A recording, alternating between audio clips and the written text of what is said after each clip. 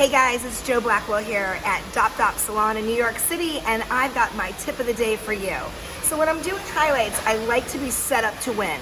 If I'm set up to win and my setup looks good, my client's set up to win too. So one of the first things I do is I like to stencil or create a map or a cheat sheet.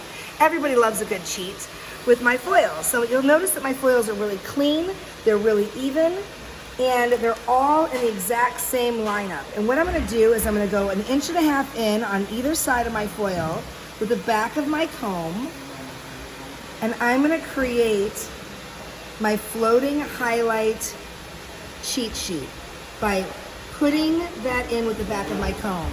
And then I'm also gonna make a little point here in case I wanna do a third point on my highlights.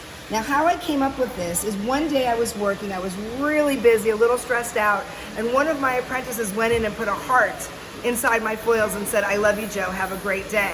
And from there on out, I went, wow, I could get really consistent results by creating a map on my foils. So that's what I do.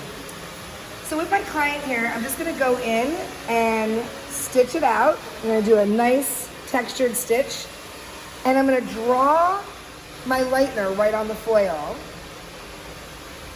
and you'll see that I'm putting it right on there. Now this is great for two reasons.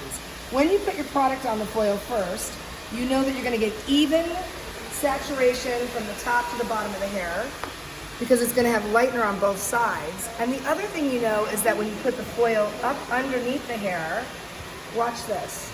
You put the foil up under there, and look, it doesn't slip. And if it doesn't slip, it doesn't bleed. And I don't know any hairdresser worth their weight in gold that hasn't had at least one bleed in their career.